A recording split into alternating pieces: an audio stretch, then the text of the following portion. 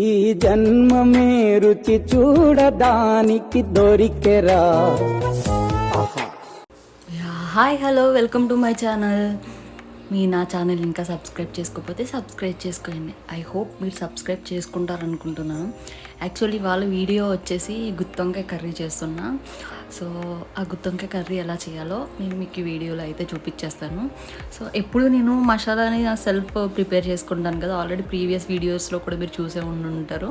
So నా self masala అయితే prepare చేసుకుంటాను. సో ఇంట్లో చేసింది అయితే నాది కర్రీకి మెయిన్ ఇంగ్రీడియంట్ ఈ మసాలా. సో ఇలా ఇంట్లో కూడా ట్రై చేయండి. మసాలా పౌడర్ తయారు చేసుకోవడానికి కావాల్సిన పదార్థాలు ధనియాలు, జీలకర్ర, లవంగ అండ్ ఇలాచీ, బిర్యానీలో వేసుకుంటాము స్టార్ ఫ్లవర్ అంటారు కదా, సో ఆ ఫ్లవర్ కూడా వేసుకోండి. సో అవి వేసుకుని రోస్ట్ చేసుకుని అలా రోస్ట్ చేసుకుని మనం పొడి చేసుకుంటే టేస్ట్ చాలా బాగుంటుంది. సో ఎక్కువ రోస్ట్ చేయకండి, చేస్తే కనుక మాడు కొంపు వస్తుంది. సో లైట్గా కొంచెం అది కలర్ షేడ్ అవుతుంది అనగా మనము ఆఫ్ చేసుకుని దాన్ని పౌడర్ అయితే చేసుకోండి. సో ఇట్లా స్టోర్ చేసుకుని కూడా మనం పెట్టుకోవచ్చు, ఒక 1 month కూడా స్టోర్ చేసుకుని పెట్టుకోవచ్చు. సో ఇలా తయారు చేసుకుని ప్రతి కూరలో కూడా మీరు వెజ్ నాన్ వెజ్ యాడ్ చేయలేని దాంట్లో వెజ్ దాంట్లో మనం ఈ పౌడర్ అయితే యాడ్ చేసుకుంటే కనుక కర్రీ చాలా అంటే చాలా టేస్ట్ అనిపిస్తుంది. ఈ మసాలా పౌడర్ చికెన్ కర్రీలో కానీ అండ్ వెజ్ కర్రీస్ ఏ వెజ్ కర్రీస్లో అయినా కానీ, పప్పులో కాదు, పప్పులో మనం ఎలా మసాలా వేసుకోం కదా, సో పప్పులో కాకుండా కనుమ ఏ కర్రీ ఉన్నా కానీ ఆ కర్రీలో వేసుకుంటే కనుక టేస్ట్ చాలా అంటే చాలా బాగుంటుంది. ఒక్కసారి మీరు ట్రై చేసి చూడండి ఈ మసాలా. సో ఇప్పుడు ఈ కర్రీ చేసుకోవాలంటే ఫస్ట్ మనకు ఆనియన్స్ కావాలి. ఒక 2-3 ఆనియన్స్ తీసుకోండి. అండ్ మీరు ఎంత క్వాంటిటీ అయితే తీసుకుంటున్నారో వంకాయలు దాన్ని బట్టి తీసుకోండి.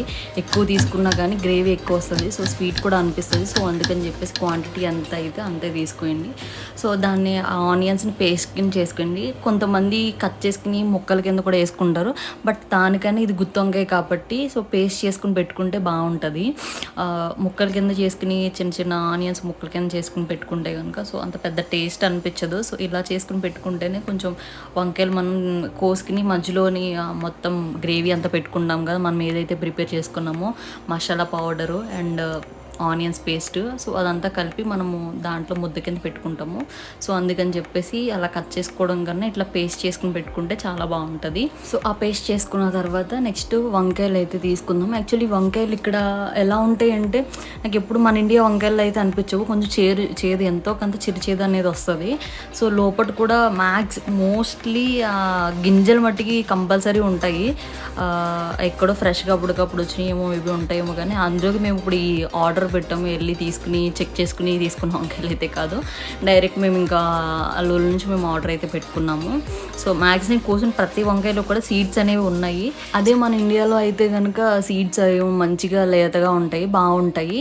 సో ఈ వంకాయలను అయితే మధ్యలోకి అడ్డంగా కట్ చేసుకోండి, అక్కడ చూపించినట్టుగా అడ్డంగా అయితే కట్ చేసుకుని పెట్టుకోండి. సో లోపల కూడా చెక్ చేసుకోండి, పురుగులు కూడా ఉంటాయి కదా, సో కేర్ఫుల్గా చెక్ చేసుకుని ఉండండి. ఒకవేళ మీరు ఇన్ కేస్ ఆ మసాలా చేసుకునే టైం పడుతుంది అని అనుకుంటే కానీ ఈ లోపల మీరు వంకాయలు అయితే కట్ చేసుకుని వాటర్లోనే ఉంచేసుకోండి. ఎందుకంటే ముందుగా కోసిన తర్వాత మనం పక్కకు పెట్టుకుంటే కనుక వంకాయలు మాగిపోతాయి. సో వాటర్లో మామూలుగా చిన్న చిన్న ముక్కల కింద కోసి పెట్టుకున్నా కూడా ఎలా చేసుకున్నప్పుడు కూడా వంకాయలను అయితే వాటర్లోనే ఉంచండి. ఎప్పుడైతే మనం మసాలా అయితే పెట్టేసుకుంటున్నామో అప్పుడు వాటర్లోంచి బయటికి తీసుకుని మసాలా అయితే పెట్టేసుకోండి.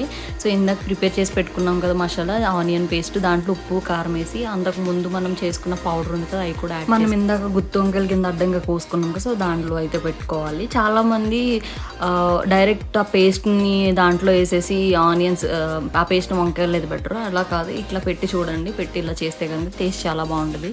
నెక్స్ట్ ఒక ప్యాన్ పెట్టుకుని ఆనియన్ పేస్ట్ దాంట్లో వేసుకుని మనం ఎక్స్ట్రా ఇంకా దాంట్లో పెట్టేసి ఇంకా పేస్ట్ ఉంది కదా, సో దాన్ని కూడా వేసేసుకోండి. సారీ ఇందాక మీకు వీడియోలో చెప్పలేదు, ఇందాక పేస్ట్ చేసుకోండి, దాంట్లో అల్లం వెల్లుల్లి పేస్ట్ కూడా యాడ్ చేసుకోండి.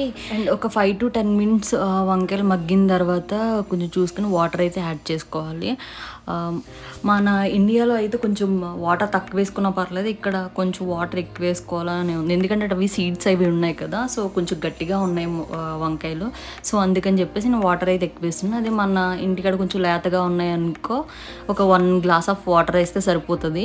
సో నేను కొంచెం ఇది గట్టిగా ఉన్నాయి కాబట్టి నేను వాటర్ కొంచెం ఎక్కువ వేసాను. 1.5 గ్లాస్ వరకు ఉంటుంది వాటరు. సో ఇలాగ ఇది ఉడుకుతూ ఉండగా మనం పౌడర్ చేసి పెట్టుకున్న పౌడర్ పక్కకు పెట్టుకున్నాం కదా, సో ఆ పౌడర్ కూడా దాంట్లో యాడ్ చేసేయండి. అప్పుడు టేస్ట్ చాలా బాగుంటుంది. లాస్ట్లో యాడ్ చేసుకుంటే నేను ఆల్రెడీ ఇందాక చెప్పాను కదా, ఆ కర్రీ పౌడర్ యాడ్ చేసుకుని కర్రీస్లో యాడ్ చేసుకోండి అన్నాను కదా. సో ఆ కర్రీ పౌడర్ ఎప్పుడు అంటే మనం దింపేస్తాము 5 to 10 minutes, 5 minutesలో దింపేస్తాము అని అనుకున్నప్పుడు ఆ కర్రీ పౌడర్ అయితే యాడ్ చేసుకోండి. కర్రీ చాలా చాలా బాగుంటుంది. సో ట్రస్ట్ మీ, వన్స్ ఒకసారి ట్రై చేసి చూడండి. అండ్ కర్రీ కూడా ఆల్మోస్ట్ అయిపోవచ్చింది. సో గ్రేవీ కన్సిస్టెన్సీ అలా ఉన్నప్పుడు మీరైతే స్టవ్ ఆఫ్ చేసుకుని లాస్ట్లో కొత్తిమీర యాడ్ చేసుకోండి. ఐ హోప్ మీకు వీడియో నచ్చింది అనుకుంటున్నాను. Thanks for watching. Bye bye.